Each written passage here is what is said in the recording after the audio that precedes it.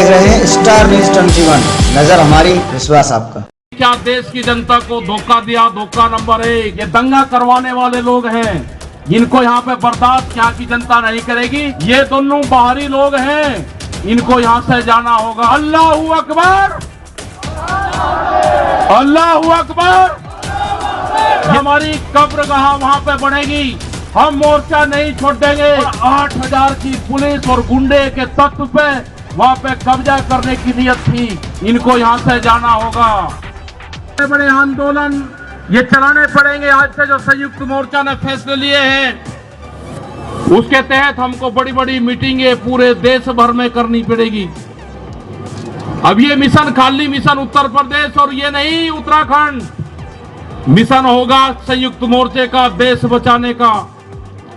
ये देश बचेगा, ये संविधान बचेगा। आज लड़ाई उस मुकाम पर आ गई कि देश के जो नौजवान हैं, जो 14 करोड़ लोग जो बेरोजगार हमारे साथी हमारे बच्चे हुए हैं, ये आंदोलन उनके कंधों पे है। जिस तरह से एक चीज बेची जा रही है, 3 कानून भी उसी का ही एक हिस्सा है। पहला है कि यहाँ पे रेल और हवाई जहाज और हवाई अड्डे बेचे जाएंगे। किसने परमिशन दी? किसकी ताकत है कि देश की प्रॉपर्टियों को बेचोगे? आपने घोषणा पत्र में नहीं लिखा, देश की जनता को धोखा दिया। धोखा नंबर 1।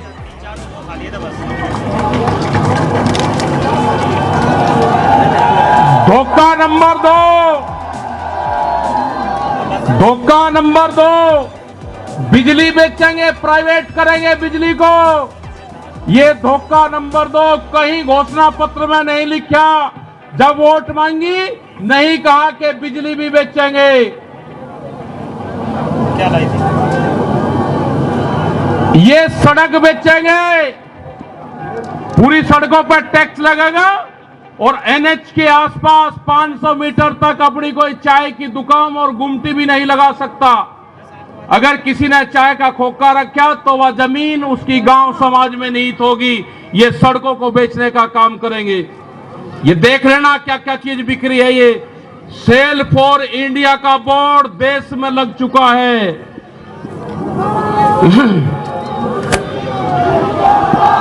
यह है LIC, जो बड़ी कंपनी देश की, बैंक, ये सब बिखरे हैं। इनके खरीदार कोई और नहीं है, खरीदार अडानी और अंबानी हैं। ये बिखरे हैं सब। FCI की जमीन जहां पे हमारा भंडारण होता था, वे पूरी जमीन, पूरे गोदाम अडानी को दे दिए गए हैं। पूरी FCI के जो गोदाम हैं अडानी के कब्जे में हैं। आपके पास में, भारत सरकार के पास में कोई भी गोदाम अब नहीं बचा है। देश के बंदरगाह, पूरा जो समुद्र के तट थे 100 किलोमीटर तक एक कंपनी को बेच दिए। वे बंदरगाह भी बिक गए। ये भी आपको जानकारी होनी चाहिए। वहां पे जो मछली पालन किसान हमारा था, जो नमक का किसान हमारा था, सब खत्म हो गए। बड़े बड़े बंदरगाह वहां पे बिक चुके हैं।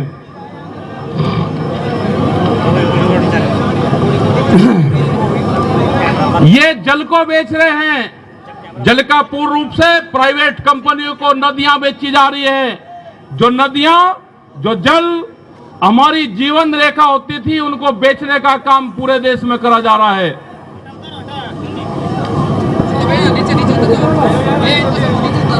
ये इंडिया ऑनलाइन सेल, मतलब कोई भी कीमत किसी भी चीज की लगा सकता है। भारत बिकाऊ है, ये भारत सरकार की पॉलिसी है। अब खतरे में कौन कौन है? ONGC, BPCL, इस्पात, शिक्षा, प्राइवेट जो चिकित्सा हो रही है, और देश के संविधान भी खतरे में है। जो बाबा भीमराव अंबेडकर का संविधान था, वो भीड़ में बता जा रहा है। हम उसको भी बता रहे हैं कि बाबा भीमराव अंबेडकर का संविधान भी खतरे में है, उसको भी बचाना है। और ये खेती किसानी जिससे ये आंदोलन शुरू हुआ, ये खेती और किसानी भी बिक्री के कगार पे है। हमारी समझ में जब आया, जब देश की खेती बिकने के कगार पाई, जब ही आंदोलन शुरू हुआ। उसके 3 कानून 9 महीने से किसान आंदोलन है वो करने को तैयार नहीं है। आज हालात ये है कि आपका 10 साल पुराना आगे के 10 साल पुराना ट्रैक्टर नहीं चलेगा, वो भी इसी में आता है। आपको बैंक में कर्जा आप दुगना ले लो, आपको बैंक दुगना कर्जा दे देगा। आपको बैंक कहेगा कि गोल्डन कार्ड बना दिया, आप कर्जा ले लो, फसलों के भाव नहीं आपको देंगे। हम जिस जमीन पर आए हैं, ये जमीन उत्तर प्रदेश की जमीन, और जहां पे मुजफ्फरनगर का जो क्षेत्र है, ये गन्ने की बेल्ट है पूरी। क्या इन लोगों ने ये नहीं कहा कि जब अगर हमारी सरकार आएगी तो हम 450 रुपए गन्ने का भाव देंगे? ये कोई भाव देने को तैयार नहीं है। यहां पे सरकारें पहले भी आई जिन्होंने 80 रुपया रेट बढ़ाया, दूसरे वाली सरकार आई 50 रुपए रेट बढ़ाया। क्या योगी सरकार उन दोनों से कमजोर है?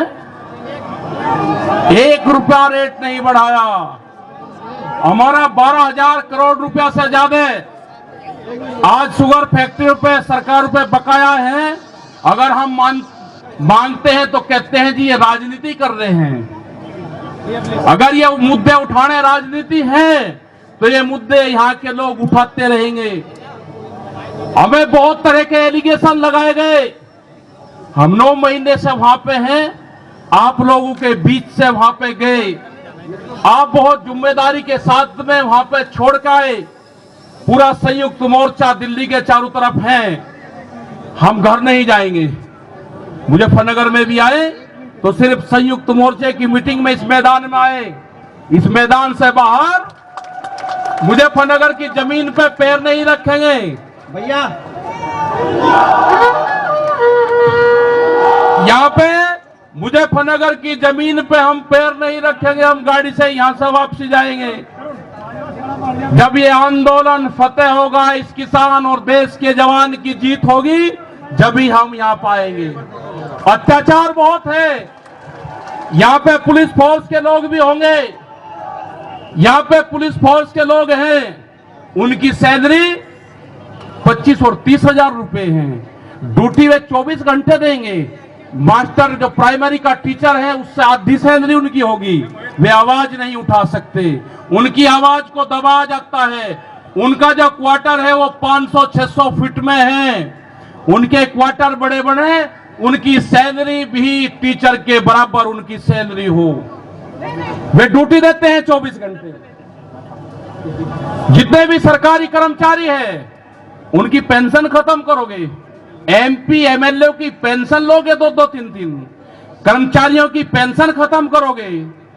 आप देश में प्राइवेटाइजेशन करोगे तो रोजगार खत्म होंगे। हमारी समझ में एक बात नहीं आई, जो बड़ी बड़ी कंपनी 67,000 और 1 लाख करोड़ रुपया सरकार का लेकर भाग जाती है, उन्हीं को ही फिर बड़ी बड़ी संस्थाएं बेच रहे हैं। वो पैसा कहां जा रहा है? अगर पूरे हमारे संस्थाओं के रेलवे बिक्री है, रेल के 4.5 लाख कर्मचारी बेरोजगार होंगे। मैंने जो सफाई कर्मचारी है उनसे बातचीत करी, रेलवे के या किसी भी नगर पालिका के हो, 5 और 6 हजार रुपए में वे सफाई कर्मचारी वाल्मीकि समाज के लोग नौकरी करेंगे। यहाँ पे अगर ठेका पड़ता होगी तो रोजगार जाएंगे। अगर प्राइवेट कंपनी के हाथ में ये कंपनी आ जाएगी, जिस तरह से रेलवे गई, 4.5 लाख कर्मचारी बेरोजगार होंगे। जो रेहड़ी पटरी के लोग अपना रोजगार चलाते थे, वे 4.5 करोड़ लोग हैं, वे बेरोजगार होंगे। बड़ी बड़ी अमेज़न जैसी कंपनी आ रही है जो इस देश में व्यापार करेंगी, इस देश में मॉल खुलेंगे। वे हमारे मजदूर भाई कहां जाएंगे? ये उनकी भी लड़ाई है। ये लड़ाई जितनी भी संस्थाएं बिक रही है उसकी लड़ाई है। और आपने आगे की और हम बात बता देना चाहते हैं। ये लड़ाई शुरू हुई 3 काले कानून से। ये लड़ाई शुरू हुई एमएसपी पे गारंटी कानून से। हमने एक ही जिले का एक डाटा भारत सरकार को दिया, यहां उत्तर प्रदेश के अधिकारियों को दिया। यहाँ के मुख्यमंत्री को दिया। रामपुर जिले में जो मंसूरी धान की खरीद होती है वो बिहार में पैदा होता है, उसको बेच रहा है यहाँ पे। वो पंजाब जाता है, हरियाणा जाता है। बड़े व्यापारी का धान फसलें एमएसपी पे बिकती है, किसान की 10 से और 15% बिकती है। यह आपको समझना होगा। पूर्ण रूप से फसलों के दाम नहीं तो वोट नहीं, ये नारा लगाना पड़ेगा। फसलों के दाम नहीं तो वोट नहीं। जब तक इस सरकारों को वोट की चोट नहीं दोगे, ये दोनों बाहरी लोग हैं, इनको यहां से जाना होगा। अमित शाह, मोदी और योगी ये चुनाव जीत का है। ये उत्तराखंड से चुनाव जीत के प्रधानमंत्री बने, कोई ऐतराज नहीं। उत्तर प्रदेश की जमीन से जीत के गुजरात में गुंडागर्दी के दम पे आना हो, वहां पे पुलिस स्टेट है, वहां पे जीत के देश का प्रधानमंत्री बने, कोई ऐतराज नहीं है। लेकिन उत्तर प्रदेश की जमीन पे ये दंगा करवाने वाले लोग हैं, इनको यहां पे बर्दाश्त यहाँ की जनता नहीं करेगी। ये मिशन जो संयुक्त मोर्चे का है ये तय हो चुका है। और हम वो 28 तारीख की याद आप सबको याद होगी, वो 28 तारीख की याद भी याद कर लेना। वहां पे ना मुसलमान बचना था और ना सरदार भाई बचना था और ना देश का किसानी झंडा बचना था। उस रात को देश में आंदोलन का कत्लेआम होता, उसके बाद में देश में कोई आंदोलन नहीं हो सकता था। वे 148 लोग वहां पे थे और 8000 की पुलिस और गुंडे के तत्व पे वहां पे कब्जा करने की नीयत थी। लेकिन वे बहादुर लोग वहां पे थे जो 20 मिनट के बाद ही जो वहां से घोषणा हुई, वे 20 मिनट बहुत महत्वपूर्ण थे। जब देश की जनता साथ में खड़े हुई, जब हमने जल मांगा तो कंडेला खाप हरियाणा, पूरा हरियाणा खाप सड़कों के ऊपर था, पूरा उत्तर प्रदेश सड़कों के ऊपर था। ये इस तरह का तोड़ने का काम करेंगे, हम जोड़ने का काम करेंगे। ये सरकारें आपसे फिर वादा लेकर जाते हैं कि वहां पे अगर हमारी कब्रगाह वहां पे बनेगी, हम मोर्चा नहीं छोड़ देंगे। अगर हमको शहीद होना पड़ेगा तो हम मोर्चे पर होएंगे, या तो जीत का आएंगे, बगैर जीते नहीं आएंगे वापसी। ये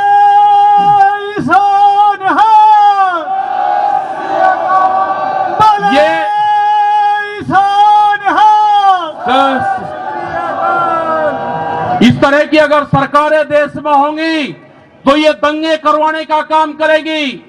पहले भी नारे लगते थे जब टिकैत साहब थे, अल्लाहू अकबर,